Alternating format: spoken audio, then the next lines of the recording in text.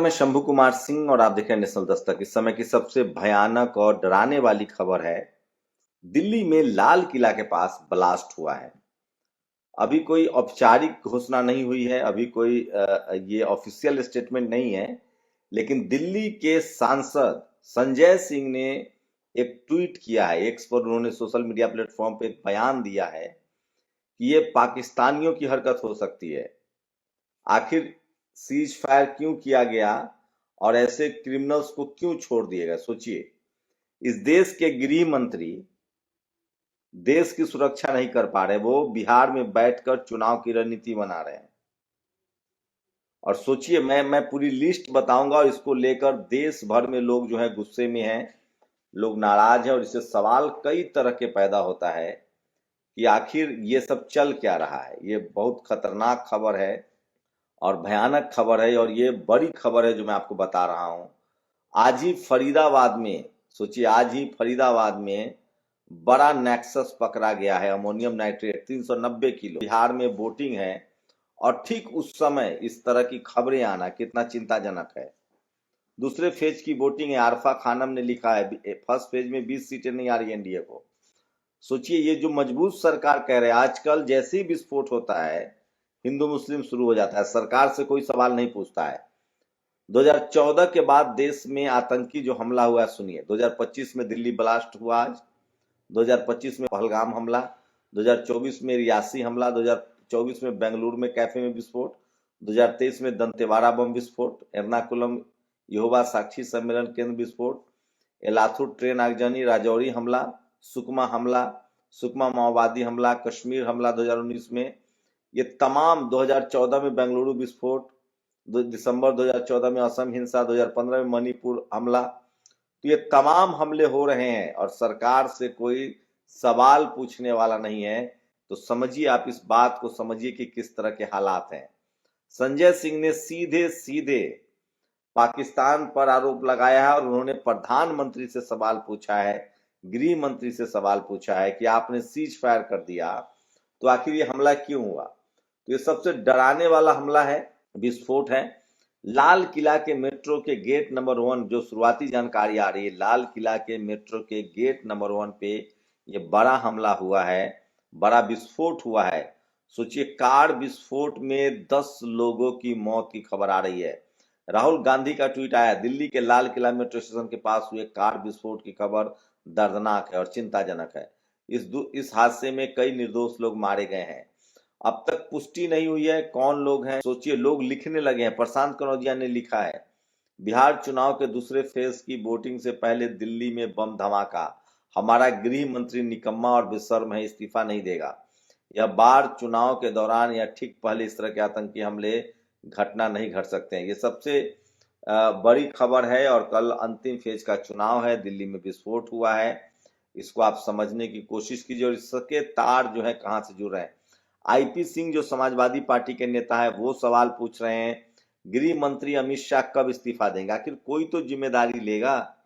विस्फोट हो, रेल हादसा हो, क्या जब से नरेंद्र मोदी की सरकार आई है कोई जिम्मेदारी लेने के लिए तैयार नहीं। हाँ, जब सेना पाकिस्तान पर अटैक करेगी तो उसकी जिम्मेदारी, वो क्रेडिट सरकार लेगी, लेकिन जब इस तरह के बड़े घटना होती है तो कोई जिम्मेदारी नहीं लेगा। हरियाणा के फरीदाबाद में एक डॉक्टर के घर से 360 किलो विस्फोटक अमोनियम नाइट्रेट बरामद हुआ है। इसके साथ ही असॉल्ट राइफल और कारतूस भी मिले हैं। यह जम्मू कश्मीर पुलिस ने छापा मारा था। सोचिए, किस तरह से आतंकी हमले की बढ़ोतरी हो रही है और दिल्ली में ये सबसे भयानक हादसा हुआ है। इसको लोग सीधे सीधे आतंकी हमले से जोड़कर देख रहे हैं। अब तक तमाम लोग जो हैं वो अपनी प्रतिक्रिया दे रहे हैं। संजय सिंह जो दिल्ली के राज्यसभा सांसद हैं, ऐसी घटना हरकत पाकिस्तान ही कर सकता है। मोदी ने सीज फायर करके पाकिस्तानी दरिंदों का मनोबल बढ़ा दिया है। जिन आतंकियों ने हमारे निर्दोष नागरिकों की जान ली है, उनको भी मौत के घाट उतारो। लाल किले पर हमला हमारे गौरव के प्रतीक पर हमला है। देश मोदी के हाथों सुरक्षित नहीं है। ईश्वर मृतकों की पुण्य आत्मा को शांति प्रदान करे। ये बड़ी खबर बता रहा हूं, दिल्ली के लाल किला में विस्फोट हुआ है, बड़ा धमाका हुआ है। अभी तक ऑफिशियल पुष्टि नहीं हुई है कि क्या ये आतंकी हमला है, लेकिन तब संजय सिंह का बयान आ गया है। जिस तरह से तमाम लोग सवाल पूछ रहे हैं कि गृह मंत्री कहाँ है। तो गृह मंत्री चुनाव प्रचार में है। गृह मंत्री पर आज तेजस्वी यादव ने आरोप लगाया है कि हमारे गृह मंत्री जो हैं वो अफसरों को धमकाते हैं, वो यहाँ लाइन मैनेज कर रहे हैं, बिहार में चुनाव मैनेज कर रहे हैं। ये सबसे खतरनाक खबर है। सोचिए, पहले जब दूसरी सरकारें थी और जब लॉ एंड ऑर्डर की समस्या होती थी तो उसके लिए गृह मंत्री जिम्मेदार होता था। कोई ब्लास्ट होता था तो गृह मंत्री, प्रधानमंत्री, सरकार जिम्मेदार होता था। लेकिन अब जब कोई भी हादसा होता है तो उसके लिए इस देश की सरकार जिम्मेदार नहीं होती है, तब हिंदू मुस्लिम शुरू कर दिया जाएगा। तो सोचिए ये कितना खतरनाक है। लोग इसको चुनाव से जोड़कर जीत रहे हैं। तो ये सबसे दुखद खबर है और मैं फिर कह रहा हूं कि किसी भी तरह के अफवाह से बचे, लेकिन सवाल तो सरकार से पूछा जाना चाहिए। मुझे लगता है कि ये सरकार सिर्फ और सिर्फ चुनाव में व्यस्त है, चुनाव जीतने में लगी रहती है और चुनाव में प्रधानमंत्री मोदी और अमित शाह ज्यादा व्यस्त रहते हैं। क्या ये गृह मंत्री का फेल्योर नहीं है? क्या गृह मंत्री की कोई अकाउंटेबिलिटी नहीं है? सोचिए, आप बीजेपी के अगर विरोधी हैं, सवाल पूछते हैं, पत्रकार है, तो आप जेल चले जाएंगे, ईडी इनकम टैक्स की जांच होगी। अगर आप विपक्ष के नेता है तो भी आपके साथ यही सब खेल होगा। अगर आप एक्टिविस्ट हैं, जर्नलिस्ट हैं, आम आदमी है, बीजेपी से सवाल पूछ देंगे तो आपके घर इनकम टैक्स ईडी चली जाएगी। तो इस सरकार का सारा ध्यान जो है ना, वो सिर्फ विरोधियों पर है, अपने ही देश के लोगों को सताने में है, उनको जेल में डालने में है, उनके खिलाफ जांच मुकदमा ये सब करने में है। और ये जो तमाम जो महंगाई का मुद्दा हो, आतंकवादी हमले हो, जातिवादी हिंसा हो, इन सब पर सरकार का कोई ध्यान नहीं है। तो ये सबसे बड़ी खबर बता रहा हूं, सबसे दुखद खबर है अभी जो आई है। किस तरह से बड़ा हमला हुआ है और इसको हमला कह रहे हैं लोग। और अब तो दिल्ली के सांसद ने बाकायदा ट्वीट कर दिया है कि ये बहुत ही जघन्य अपराध है और ऐसा अपराध पाकिस्तानियों की मिलीभगत से हो सकता है और सरकार ने क्यों नहीं पाकिस्तान को सबक सिखाया है। अब दूसरी खबर बिहार से। बिहार में मनु मीडिया को ये देखिए, ये वीडियो देख रहा हूं मैं। मुकेश सहनी ने कहा है कि मैं जूते मारता हूं इन लोगों को।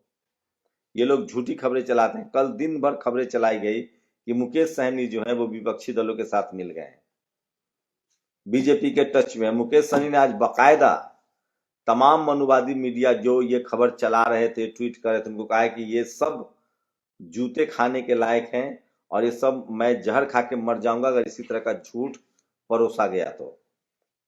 मैं अपने समर्थकों से इनके ऑफिस फूंकवा दूंगा। वो काफी नाराज थे, दुखी थे, तकलीफ में थे। तो ये बड़ी खबर है जो मैं आपको बता रहा हूं, किस तरह से लोग नाराज हैं, दुखी हैं, तकलीफ में हैं। बड़े ऐलान किए हैं उन्होंने, बड़े आरोप लगाए। उन्होंने कहा है कि किस तरह से जो अमित शाह हैं वो होटल के जो लिफ्ट है उसमें सीसीटीवी को ढकवा दिया जाता है। वो अधिकारियों से मिल रहे हैं, उनको फोन कर रहे हैं, उनको बुलाया जा रहा है, पुलिस को मैनेज करने की कोशिश है। जबकि जब चुनाव आयोग आचार संहिता लागू होता है तो चुनाव आयोग के हाथ में प्रशासन होता है। लेकिन फिर आप तो सब बात समझ ही रहे हैं, चुनाव आयोग अब तक डेटा नहीं जारी कर रहा है। चुनाव आयोग कितना निष्पक्ष है, ईमानदार है, ये सब हम जानते हैं, उस पर तो कोई सवाल ही अब पैदा नहीं होता है। तो बिहार चुनाव से पहले ठीक दिल्ली में ब्लास्ट हो रहा है। देखते हैं कि लोग गृह मंत्री से कुछ सवाल पूछते भी हैं कि नहीं, लेकिन अब सवाल पूछने की परंपरा खत्म हो गई है। हमारे गृह मंत्री भले देश को सुरक्षित न रख पाए, इंटरनल कॉन्फ्लिक्ट बढ़ता जा रहा है, जाति धर्म की लड़ाई बढ़ती जा रही है, नफरत बढ़ती जा रही है, क्राइम हो रहे हैं, हिंसा और ये बेरोजगार। हाँ, लेकिन वो विपक्षियों को पकड़ने में मास्टर है। विपक्षी नेताओं को फंसाओ, जो पत्रकार सवाल पूछे उन पर एफआईआर करवा दो, जो एक्टिविस्ट सवाल पूछे उनको जेल में डाल दो। लेकिन सीमा की सुरक्षा, देश की सुरक्षा, विस्फोट हो रहा है, कभी पहलगाम हो रहा है, कभी पुलवामा हो रहा है, अब तो लाल किले पर बम फट गया, वहां तो ट्रिपल इंजन की सरकार है।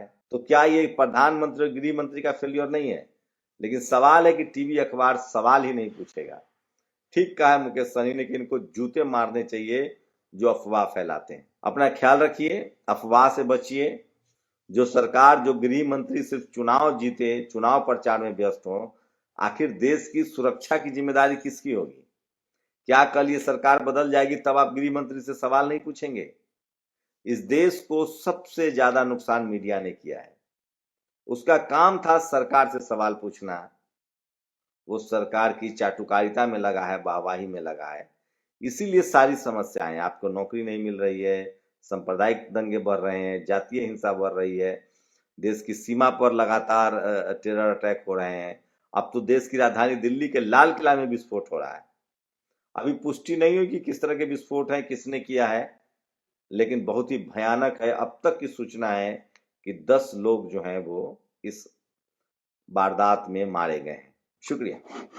नेशनल दस्तक की आपसे गुजारिश है कि अगर इसको बचाना चाहते हैं तो नेशनल दस्तक को सब्सक्राइब करने के लिए रेड कलर के सब्सक्राइब बटन को दबाएं, फिर बेल आइकन की घंटी दबाएं।